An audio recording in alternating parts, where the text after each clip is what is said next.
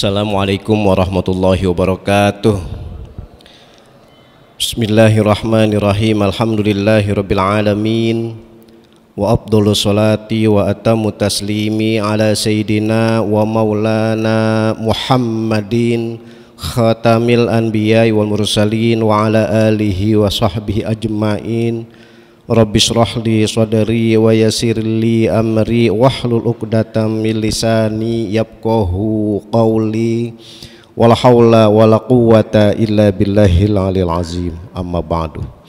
Hadirin Bapak-bapak, saudara-saudara jamaah Masjid Jami Darul Ilmi yang berbahagia, dalam kesempatan siang kali ini saya akan baca hadis-hadis yang ada dalam kitab Bulughul Maram karangan Ibnu Hajar Al-Asqalani. Di antara hadis-hadis itu ada di Kitabul Janaiz, kitab tentang masalah jenazah. Hadis yang pertama di dalam membahas tentang janaiz, an Abi Hurairah radhiyallahu anhu qala Rasulullah sallallahu alaihi wasallam aktsiru zikra hazimil ladzat al mauti rawahu at-Tirmidzi wa Nasa'i wa sahahu Ibnu Hibban. Bapak-bapak, saudara-saudara, hadis ini datangnya dari sahabat Nabi yang bernama Abu Hurairah, dan hadis ini salah satu hadis yang dianggap hadis yang sahih oleh banyak para ulama. Di antaranya hadis ini diriwayatkan oleh Imam At-Tirmidzi wa Nasa'i dan distatuskan adalah sebagai hadis yang sahih. Adapun ungkapan Nabi, kata Nabi kita Muhammad sallallahu alaihi wasallam, aktsiru, perbanyaklah atau sering-seringlah kalian zikra, mengingat hazimi al-ladzat, penutup atau pemutus kenikmatan-kenikmatan, ay lazatid dunya, kenikmatan-kenikmatan yang ada di dunia, al-mauti yang disebut adalah kematian. Bapak-bapak, saudara-saudara, ini hadis oleh Imam Ibnu Hajar diletakkan pertama ketika bicara masalah jenazah. Dalam bahasa jamaknya itu adalah janaiz, kalau mufradnya janazah. Kata Nabi, aktsiru, sering-seringlah atau perbanyaklah. Ini hebat ini bapak-bapak, saudara-saudara. Ini bahasa Nabi, aktsiru, perbanyaklah, sering-seringlah. Yang saya bilang menarik, Nabi menyebutkan lafaz perbanyaklah atau sering-seringlah gitu. Kemudian ungkapan Nabi perbanyaklah, perseringlah itu dengan menggunakan jamak. Berarti sering-seringlah kalian atau perbanyaklah kalian. Jadi nyebutnya kita ini semua ya. Sehingga bahasan sini menandakan bahwa Nabi kita Muhammad SAW memerintahkan kepada kita untuk sering-sering atau memperbanyak mengingat apa? Zikro hazimil lazat, tentang kematian.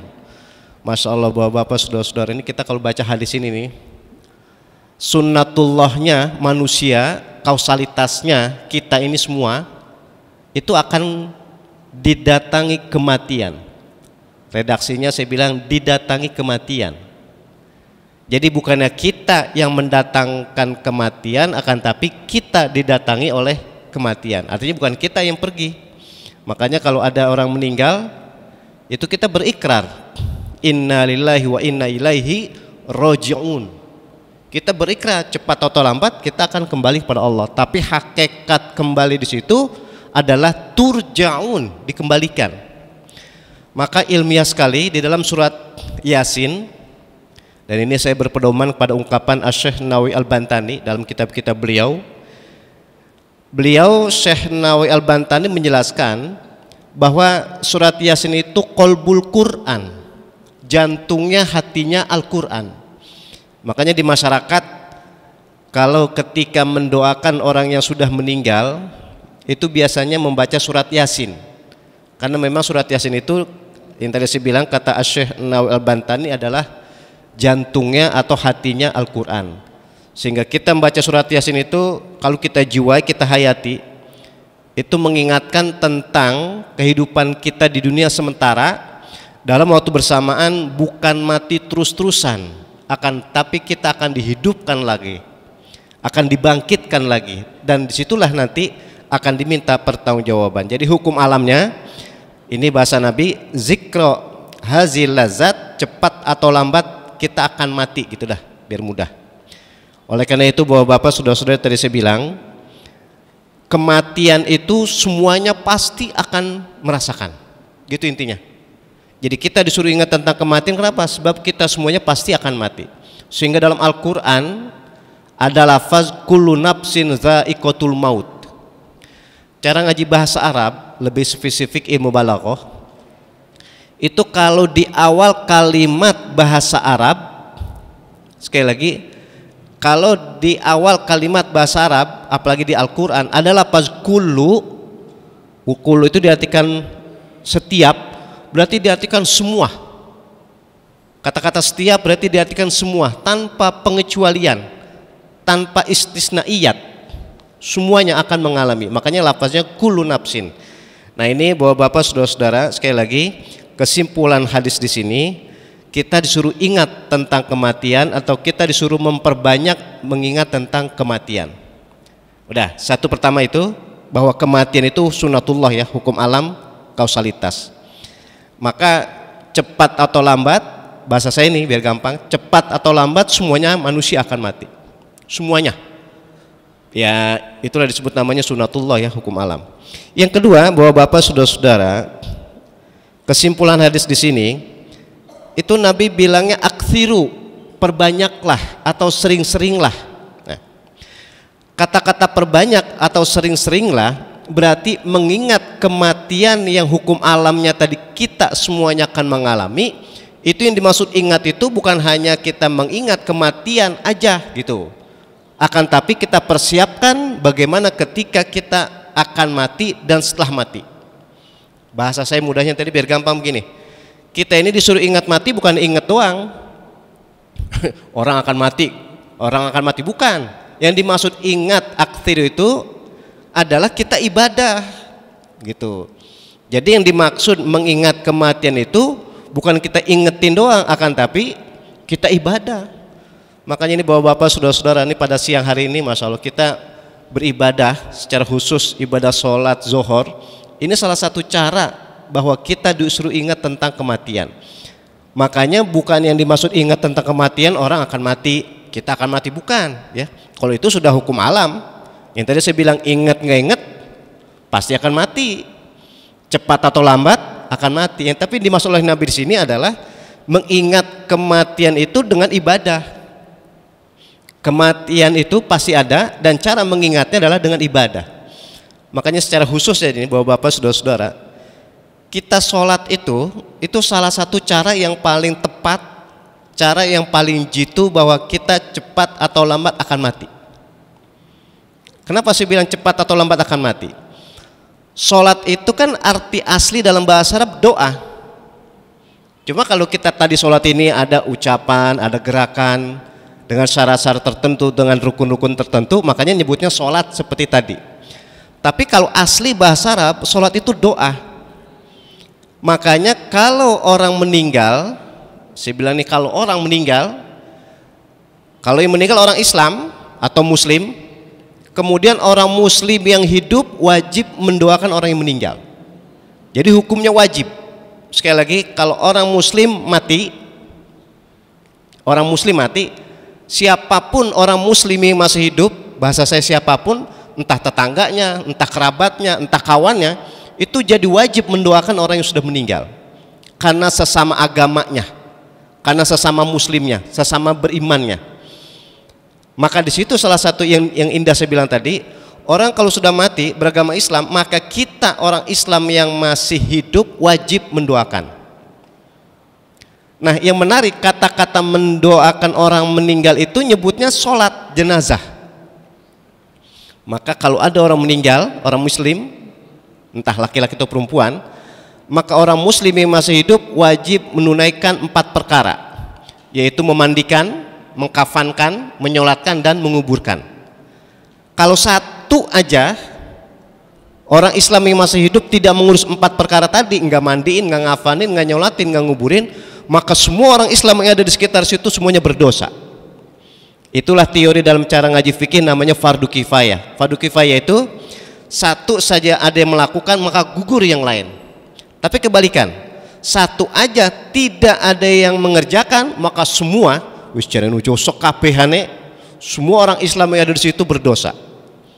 Nah, ini berarti intinya tadi orang itu kalau yang meninggal orang muslim, maka orang muslim yang masih hidup ya secara khusus ya yang sekitar situ wajib menunaikan 4 perkara. Yang secara khusus adalah as-sholatu, artinya mendoakan. Makanya ciri khasnya mendoakan orang meninggal itu cuman berdiri aja. Kalau kita sholat jenazah nggak ada rukunya, nggak ada sujudnya dan seterusnya, nggak ada. Yang ada berdiri aja. Di situ simbol bahwa salah satu kewajiban kita orang muslim yang masih hidup adalah as-sholatu ay ad-du'a'u, mendoakan orang yang meninggal. Baik Bapak-bapak, saudara-saudara, itu kesimpulan yang kedua ya dari hadis yang singkat ini. Jadi pertama kita disuruh perbanyak, disuruh sering-sering mengingat kematian karena itu sudah hukum alam ya, karena sunatullah. Yang kedua, cara yang paling tepat, yang paling jitu mengingat kematian adalah dengan ibadah. Dan ibadah yang paling utama adalah ibadah sholat. Yang ketiga, Bapak-bapak, saudara-saudara, ini yang terakhir. Yang ketiga, yang dimaksud al-maut, jadi kalau kita nih orang Indonesia nyebut mati itu bukan kasar. Si Fulan, si bapak ini, si saudara ini mati, itu mati bukan bahasa kasar, itu mati bahasa Arab. Cuman di Indonesia ini aja jadi meninggal gitu. Bukan berarti kalau meninggal buat orang, tapi kalau mati buat hewan, enggak. Mati itu bahasa Arab, al-maut ya. Bahkan di dalam awal-awal surat Al-Muluk, alladzi khalaqal mauta, nah, maut ya. Jadi berarti kalau kita menyebut manusia mati itu bukan kasar ya, itu bukan bahasa kasar, itu bahasa Arab. Karena di Indonesia ini aja jadi meninggal. Udah, kembali ke tadi. Jadi al-maut, kematian itu bukan berarti akhir dari segalanya gitu. Apa yang saya maksud orang meninggal, orang mati itu bukan akhir dari segalanya. Ketika ada saudara kita, ada kawan kita, ada tetangga kita, ada kerabat kita yang mati, itu yang mati cuma fisiknya aja gitu. Cuman badannya aja. Kalau untuk fisik dan badan itu kausalitasnya cepat atau lambat akan rusak. Cepat atau lambat akan hilang, akan lenyap. Tapi yang hidup terus adalah ruhnya. Jadi intinya bahwa Bapak saudara-saudara, kita ini masih hidup, fisik kita sama ruh kita masih nyambung, masih nyatu. Makanya kita masih bisa ngomong, kita masih bisa mendengar, kita masih bisa jalan, bisa megang, bisa makan, bisa minum dan seterusnya dan seterusnya. Kenapa? Sebab ruh dan fisik masih nyatu. Tapi orang yang sudah mati itu ruh dan fisiknya sudah berpencar secara tuntas, berpisah. Sehingga fisiknya sudah tidak berfungsi lagi. Jangankan sudah dikuburkan, belum dikuburkan saja fisik manusia yang mati itu tidak berfungsi. Tapi yang berfungsi terus, yang hidup terus, yang bahkan nanti dibangkitkan itu adalah ruhnya. Sehingga ilmiahnya, kalau bahasa saya sangat-sangat ilmiah, kalau kita mendoakan kepada orang yang mati itu bukan nyebut badan, bukan nyebut fisik, akan tapi kita sebut ruh. Berarti disitulah hebatnya ajaran junjungan kita Nabi besar Muhammad SAW kemudian dipopulerkan oleh para ulama sampai sekarang, bahwa kalau kita mendoakan orang yang sudah mati itu bukan kepada badannya, akan tapi kepada ruhnya. Karena kepada ruhnya maka doa-doa kita itu semuanya sampai dan diterima oleh ruh-ruh orang-orang yang kita niatkan. Secara khusus, ini yang saya tutup ini, secara khusus doa mutlak itu akan sampai adalah doa yang kita niatkan, yang kita kirimkan kepada kedua orang tua kita. Oleh karena itu dengan kita beramal soleh, secara khusus tadi kita sholat, ya kita sholat apa saja itu kan berdoa, maka secara otomatis orang-orang tua kita sedang mendapatkan cucuran rahmat maghfirah dari Allah Subhanahu wa taala. Amin ya rabbal alamin. Itulah bahwa Bapak saudara-saudara, intinya hadis di sini ada 3 hal. Yang pertama, kematian itu semuanya adalah sunatullah. Kita cepat atau lambat pun akan mati. Yang kedua, yang dimaksud mengingat atau sering-sering mengingat kematian adalah dengan kita ibadah. Sekali lagi, ibadah yang paling mantap, yang paling jitu mengingat kematian adalah ibadah sholat. Maka secara fikih Ibadah sholat itulah satu-satunya ibadah yang enggak ada keringanan boleh ditinggalin.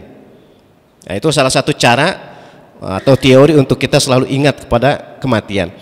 Yang ketiga, yang terakhir, sekali lagi, kematian itu bukan akhir segalanya. Itu cuma fisiknya aja, fisiknya doang. Tapi kalau ruhnya terus hidup.